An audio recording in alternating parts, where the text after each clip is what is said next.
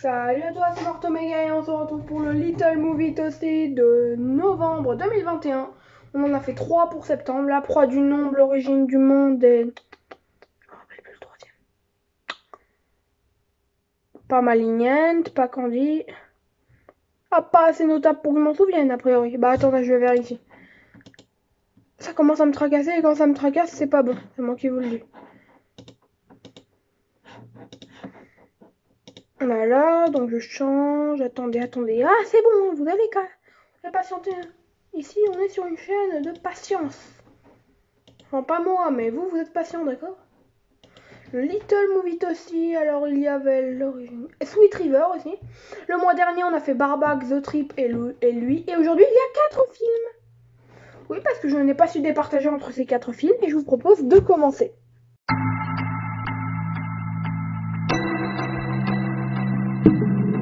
Pour vous dire, même moi, ça m'a étonné. Si on chantait, il partait pas gagnant. Franchement, je n'aurais jamais cru qu'il aurait une place, mais en fait, il est plutôt bon. C'est une bonne comédie, pas forcément drôle, mais il y a quelque chose. Il y a quelque chose qui en ressort et je me suis dit que, bon, il est peut-être un peu tard pour que vous le voyez. Je sais qu'il est dans mon CGR, mais est-ce qu'il est dans les autres salles? Peut-être plus. Ça fait quand même 3 semaines qu'il est sorti et je crois qu'il n'y a qu'une séance dans mon CGR. Donc sautez dessus, hein, si vous avez des grands cinémas qui le font à côté de chez vous, mais je pense pas que les petits cinémas le font toujours, à mon avis. Voilà, donc si on chantait, je vous le propose, c'est une comédie.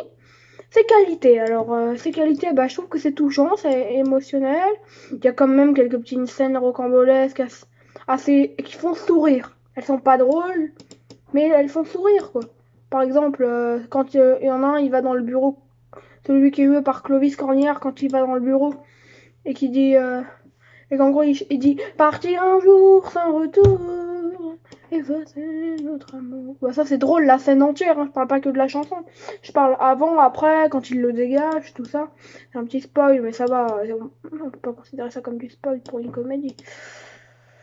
Voilà, bah si on chantait, allez le voir. C'est un de mes petits coups de cœur du mois.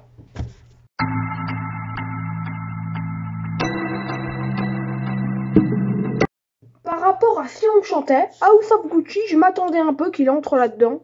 C'est dans mes plus grosses attentes de novembre. Et j'ai pas été déçu. Je peux vous le dire, c'est plutôt bon même. House of Gucci, bah c'est... je m'y attendais pas, j'avoue. Non, je rigole, je viens de vous dire que je m'y attendais.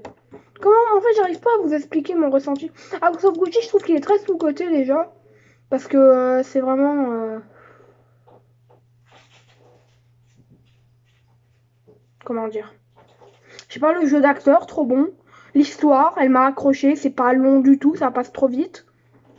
L'histoire, elle est intéressante. Bah, tiens, j'ai une pub d'House of Gucci. Bah, quand tu vois les personnages passer de... quand tu vois le personnage de Patricia passer de la normalité à une folie qui la pousse... enfin, c'est dans la bande-annonce hein, qui la pousse au meurtre, voilà, je vous le dis. Je vous l'avoue franchement.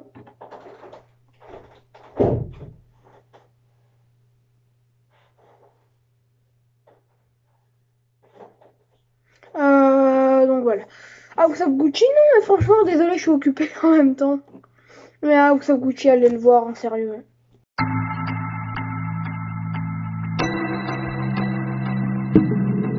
The Sun, qui est le seul directo VOD du mois, et je crois que c'est le... Non, c'est pas le premier directo VOD que je fais, j'ai fait The Trip le mois dernier.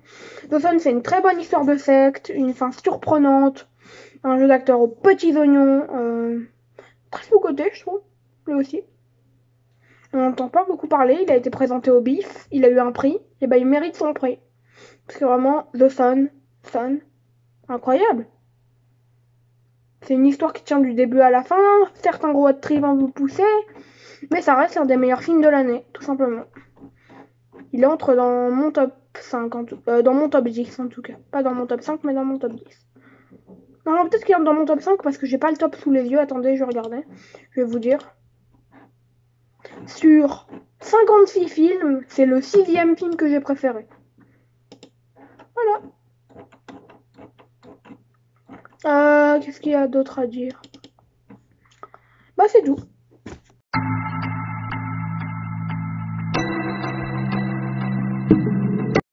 Orange sanguine, une comédie qui va vous faire grincer des dents. Vous pouvez rire à gorge déployée ou à gorge serrée, ça dépend.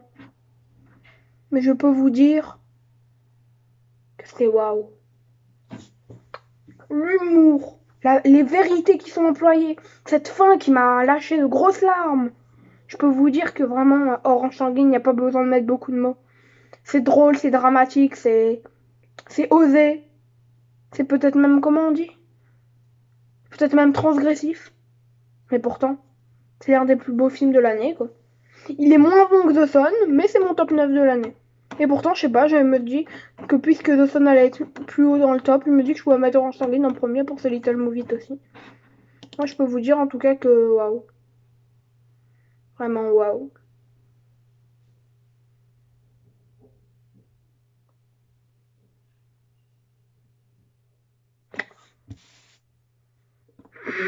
Voilà, bah, Orange sanguine, allez le voir, vraiment.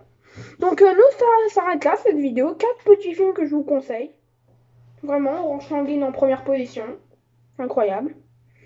The Sun un peu moins haut dans le top, mais c'est beaucoup mieux. Enfin, je l'ai trouvé meilleur, mais de ce mois-ci, il sera un peu mieux, Orange sanguine. House of Gucci, incroyable. Sous-côté, très sous-côté. Et si on chantait, je sais que les critiques de cinéma l'aiment bien. Moi, je peux que vous les conseiller. Ciao, c'était Morton Mega.